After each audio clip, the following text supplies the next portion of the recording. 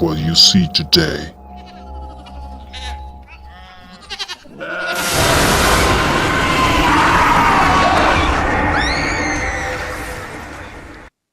Behind the building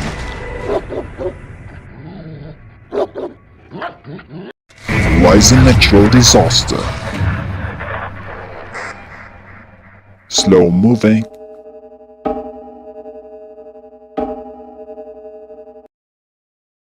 but inexorable.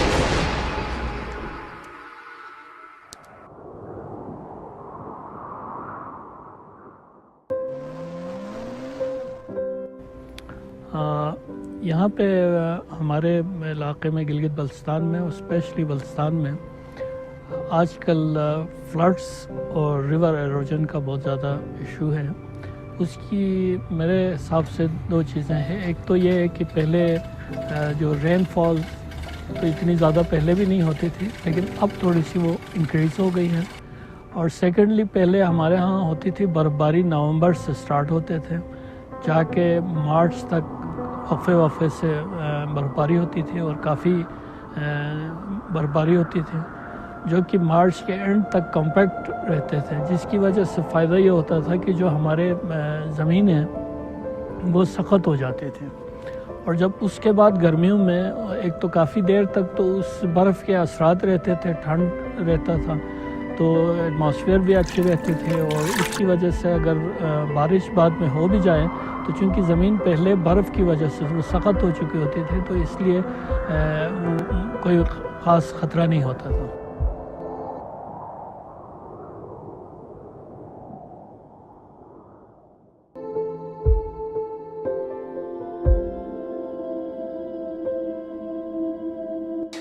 Gilgit Baltistan disaster management authority کے بننے سے پہلے جتنے بھی قدرتی آفات ہوتے تھے اس میں لوگوں کو کافی مشکلات کا سامنا ہوتا تھا. قدرتی آفات کا مقصد گلگت بلتستان میں سب سے پہلے کمیونیکیشن سسٹم کا بلاک ہونا ہوتا ہے.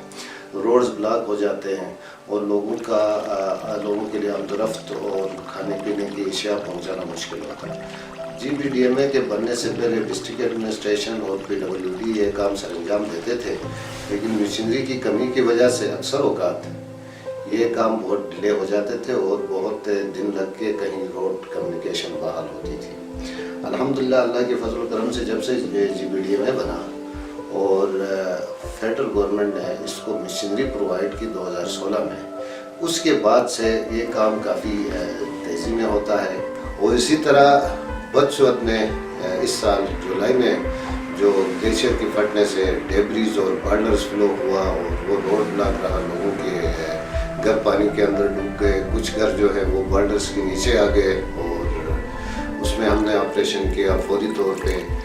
رات کو ہی شام کو یہ حادثہ ہوا. رات کو اسسٹنٹ کمشنر اور A D G P D M A موقع پہ پہنچ گئے. انہوں نے جو ریکوائرمنٹس تھی وہ ہمیں بتا دی اور ہم نے ٹینٹس, راشن, خوراک وغیرہ ساری چیزیں اگلے دن ہی وہاں پہنچا دی.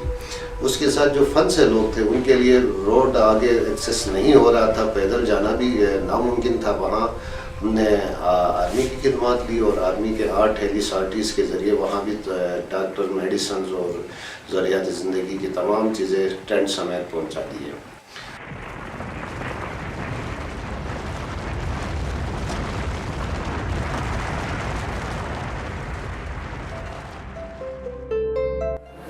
Assalamu alaikum. I'm Dr. Fauzi Zamir. Currently, I'm working as dental surgeon at DHQ Hospital, Gilgit. I have a MSc in Dental Public Health from King's College, London, and my initial education in bachelor's in dental surgery is from Pakistan. As a emergency response team کے member ہوتے ہوئے ایک dentist کا کیا role ہو سکتا ہے disaster management کے اندر, اس بارے میں آپ کو بتانا چاہوں گی. اسپیسیفکلی ہمارا رول ہے ہاسپٹل بیسڈ. جب ہم وکٹمس کو ریسیو کرتے ہیں تو our initial response should be managing the emergencies. It includes the maxillofacial injuries, کہ ہم پیشنٹ کو کیسے اسٹیبل کریں گے first of all. Soon after the stabilisation of the patients ہم مینجمنٹ کریں گے ان کے فردر ریفرل کے لیے, بیکاز ان کی یہ جو انجریز ہوتی ہیں بہت سینسٹیو ہوتی ہیں.